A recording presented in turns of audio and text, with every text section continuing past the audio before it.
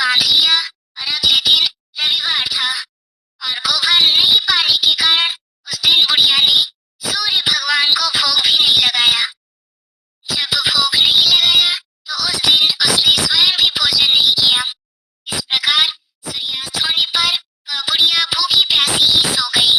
उसने इस तरह से निराहार व्रत रख लिया। रात में सूर्य भगवान से उसने स्वप्न में दर्शन दिए और व्रत न करने और उन्हें भोग न लगाने का कारण पूछा। तब बुढ़िया ने बहुत ही विनम्र स्वर में पड़ोसन के द्वारा घर के अंदर गाय बांधने और गोबर न मिल पाने की बात कही।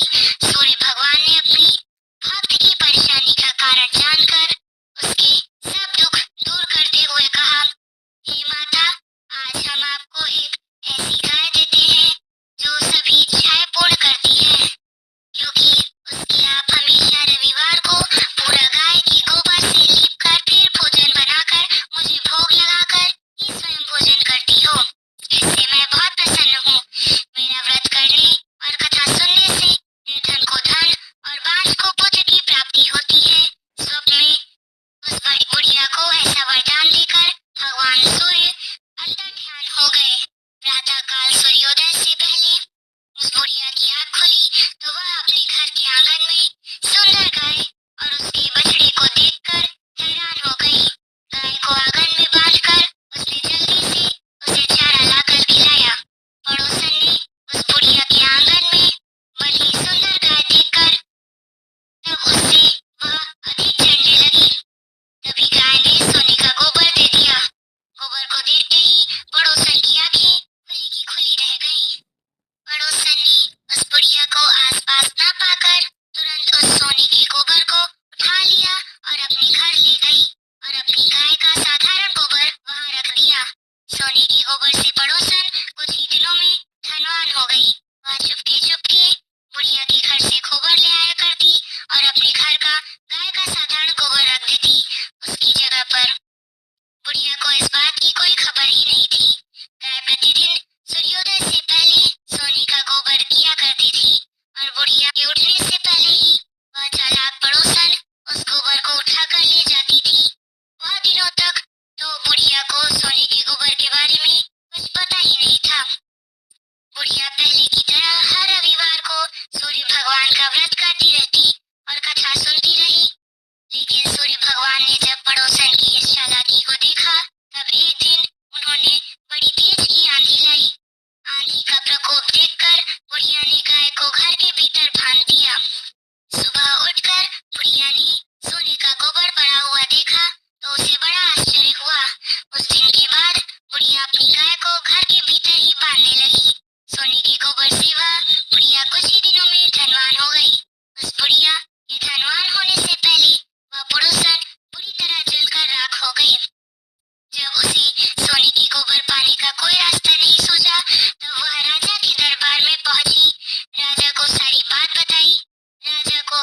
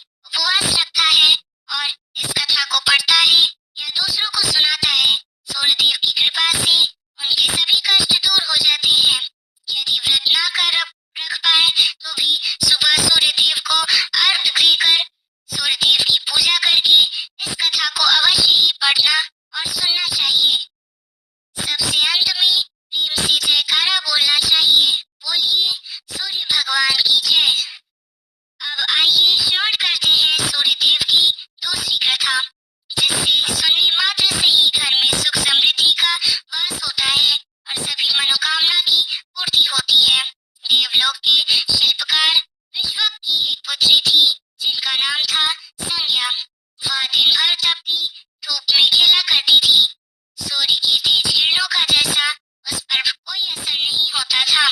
संज्ञा जब बड़ी हुई तब एक दिन विश्वकर्मा और उनकी पत्नी ने संज्ञा को बड़े मुग्ध भाव से सूर्य को निहारते देखा। यह देख विश्वकर्मा बोले, देवी, ऐसा लगता है हमारी बेटी सूर्य पर मोहित हो गई है। देख रही हो कितने मुग्ध भाव से सूर्य की ओर देखे जा रही है। मुझे भी ऐसा लगता है स्वामी, विश्वकर्मा की पत्नी ने कहा। सूर्य के सौंदर्य के प्रति संज्ञा का आकर्षण उसकी आयु के साथ बढ़ता ही गया। एक दिन विश्वकर्मा उसे अपने साथ हाथी पर बैठाकर सैर को निकले। अपनी पुत्री को सूर्य की ओर निहारते देख उन्होंने पूछ लिया, बेटी, अब तुम छोटी नहीं रही। सोचता हूँ जल्द ही तुम्हारा विवाह कर दूं। बताओ किस देव को तुम चाहती हो। पिताजी, आकाश में सूर्य से बढ़कर कोई तेजस्वी नहीं है, संज्ञा ने उत्तर दिया। ठीक है, हम सूर्य के साथ ही तुम्हारा विवाह करा देंगे, विश्वकर्मा बोले और अपनी पुत्री को लेकर सूर्य के पास पहुंचे। उन्होंने अपनी पुत्री की इच्छा सूर्य देव को बताई तो उन्होंने प्रस्ताव साथ स्वीकार कर लिया। बोले, आपकी पुत्री मेरे साथ विवाह करना चाहती है, यह मेरे लिए सौभाग्य की बात है। पर इससे यह तो पूछ लो कि क्या यह मेरा ताप भी सहन कर पाएगी। विश्वकर्मा संज्ञा को एक ओर ले गए और उससे पूछा, सूर्य देव का उत्तर तुमने सुन लिया। बेटी, अब बताओ, सहन कर लोगी हर ऋतु में उनका तप। हाँ पिताजी, संज्ञा ने बड़ी विश्वास के साथ कहा। कुछ ही दिनों बाद संज्ञा का विवाह सूर्यदेव के साथ हो गया। संज्ञा सूर्यदेव के साथ उनके लोक चली गई। पति के साथ संज्ञा का दिन सुखपूर्वक बीतने लगा। फिर उनके यहाँ एक पुत्र पैदा हुआ जिसका नाम रखा गया मुनि ऋषि। मुनि बालक को आशीर्वाद देने आए। यह बालक ज्ञानियों में भी ज्ञानी होगा। ऋषियों ने भविष्यवाणी की। आशीर्वाद सच निकला।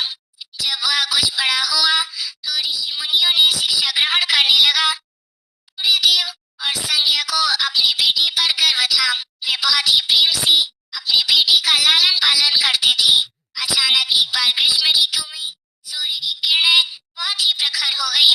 उनका तेज अपनी चरम सीमा पर जा पहुंचा। संज्ञा की चमड़ी झुलसने लगी। सूर्यदेव ने उसे अपने पास बुलाया तो वह अपनी आंखों पर हाथ रखकर उनके पास पहुंची। सूर्यदेव बोले, संज्ञा, मेरी ओर देखो। तुमने अपनी आंखें क्यों ढक ली है? नेत्र खोलो और मेरी ओर देखो। मैं तुम्हारा पति हूँ। स्वामी, आपके तप से मेरी आंखें खुल नहीं पा रही हैं। संज्ञा ने कहा, इसका अर्थ तो हुआ कि तुम मुझे अपने से दूर कर रही हो। विवाह के पूर्व मैंने तुमसे पूछा भी था कि क्या तुम मेरा तप सहन कर पाओगी। तुम्हारी सहमति पाकर ही मैंने तुमसे विवाह करना स्वीकार किया था, लेकिन अब तुम अपने वचन से मुकर रही हो। सूर्यदेव ने कुछ क्रोधित होते हुए कहा, स्वामी, इसमें मेरा कोई दोष नहीं है। संज्ञा बोली, आपका तप इतना प्रखर है कि सूर्यदेव और भी कुपित हो उठे। बोले, सुनो संज्ञा प्राणवायु, परंतु तुमने मेरी ओर से आंखें बंद कर ली। अतः तुम्हारा गर्भ से जो बालक उत्पन्न हुआ है वह यम होगा। यम अर्थात मृत्यु का देवता। संज्ञा वहां से भाग जाना चाहती थी, लेकिन बच्चों का मोह उसे विवश किए हुए था। संज्ञा की एक सास थी, उसका नाम था छाया। वो हूबहू संज्ञा की ही प्रतिलिपि थी।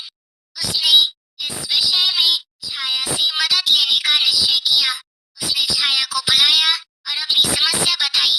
सुनकर छाया बोली, मुझे क्या पता क्या करना होगा। तुम संज्ञा बनकर मेरे पति के पास जाओ और उनकी पत्नी और मेरे बच्चों की माँ बनकर वहीं रहो।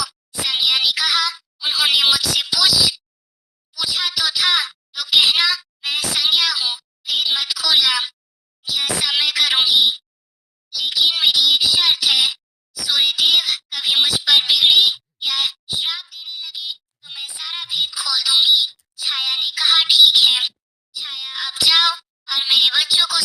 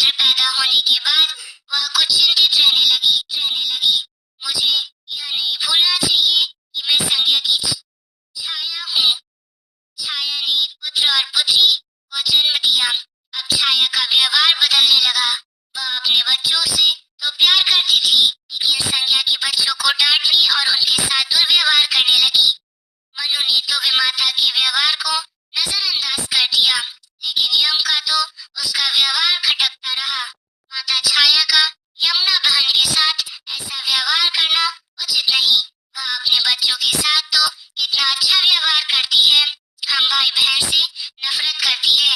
एक दिन तो हद ही हो गई। छाया ने यमुना के बाल पकड़े और उसे डंडे से पीटते हुए बोला, कमबख्त, तुम मरते भी नहीं हो, मर जाए तो मेरा पीछा छूट जाए। जब छाया देर तक यमुना को पीटती रही तो यम से ना रहा गया। उसने जाकर छाया का हाथ पकड़ लिया और गुस्से से बोला, बस माता, अब तुमने यमुना पर हाथ उठाया तो मुझसे बुरा कोई नहीं होगा। अच्छा, तेरी यह हिम्मत, मुझे धमकी दे रहा है? ठहर जा, आज मैं तेरे पिता से इसकी शिकायत करूंगी। छाया क्रोध से सिहर उठी। छाया ने तो इस डर से सूर्यदेव से शिकायत न की कि कहीं उसका भेद उजागर न हो जाए, लेकिन यम और यमुना ने तंग आकर अपने पिताजी से उसकी शिकायत अवश्य कर दी। पिताजी, यह स्त्री हमारी माँ नहीं है। यम ने कहा, हाँ पिताजी, पुत्र माता से विमुख हो तो माता की ममता कभी कम नहीं हो सकती। यमुना बोल उठी, मैं देख लूंगी, तुम जाओ, डरो नहीं, सब ठीक हो जाएगा। ऐसा कहकर सूर्यदेव ने बच्चों को धैर्य बंधाया, लेकिन बच्चों के जाते ही वे सोच में पड़ गए। बच्चे ठीक कहते हैं, यह अवश्य कोई माया है। सूर्यदेव गुस्से में भरकर छाया के पास पहुंचे और उसके केश पकड़कर झकझोर हुए कहे, बोलो, सच बताओ तुम कौन हो, अन्यथा मैं तुम्हें कठोर दंड दूंगा। हरि स्वामी, भय से कांप छाया बोली, मैं संज्ञा की छाया हूँ। वह आपकी देखभाल का भार किसी और को सौंपे बिना नहीं जाना चाहती थी, इसलिए उसने मुझे आपके पास भेज दिया। वह कहाँ गई है? सूर्यदेव ने पूछा। अपने पिता के यहाँ। सूर्यदेव सीधे विश्वकर्मा के पास पहुंचे और उनसे बोला, संज्ञा कहाँ है? वह तुम्हारे तेज से बचने के लिए यहाँ आई थी। विश्वकर्मा ने बताया। अब वह कहाँ है? मैंने ध्यान करके पता किया है कि उसने घोड़ी का रूप ले लिया है। वह जंगल में घूमती रहती है और तुम्हारे तेज को घटाने के लिए तपस्या कर रही है। विश्वकर्मा ने बताया। तो आप मेरा तेज घटा दीजिए, फिर उसे खोजने के लिए चलते हैं। सूर्यदेव बोले। विश्वकर्मा ने सूर्यदेव के तेज को 8वां भाग छाट दिया, जिससे उनका तेज घट गया। फिर वे संज्ञा को खोजने निकले। उन्होंने राहगीरों से पूछताछ की कि तुमने इधर उधर कोई घोड़ी देखी है? हाँ, एक विलक्षण घोड़ी को हमने पास विचरण करते हुए देखा है। राहगीरों ने बताया। उसमें विलक्षण क्या है? वह घोड़ी मानवी भाषा में बोलती है। देव, तब तो वह अवश्य ही संज्ञा होगी। सूर्य बोले। सूर्य घोड़ी के निकट पहुंचे और कहा, संज्ञा, मैं सूर्य हूँ, तुम्हारा पति। अब यह घोड़ी का रूप त्याग दो।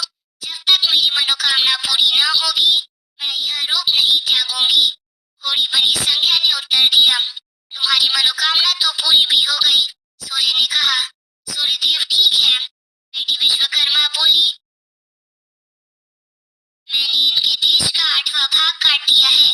पिता से आश्वासन पाकर संज्ञा ने अपना घोड़ी वाला रूप त्याग दिया और उसने अपने स्वाभाविक रूप में आ गई। हर्ष और विभोर से अपने पिता से लिपट गई और फूट फूट कर रोने लगी। फिर उसने झुककर सूर्यदेव के पांव छुए और पूछा, स्वामी, हमारे बच्चे तो सकुशल है ना? दोनों बच्चे ठीक तो हैं? मनु, यम और यमुना को अब फिर से माँ मिल जाएंगी। सूर्यदेव ने मुस्कुराकर कहा, मैं अब कभी भी अपना घर त्याग कर नहीं जाऊंगी। संज्ञा बोली, आप छाया को क्षमा कर देना और अपने साथ ही रख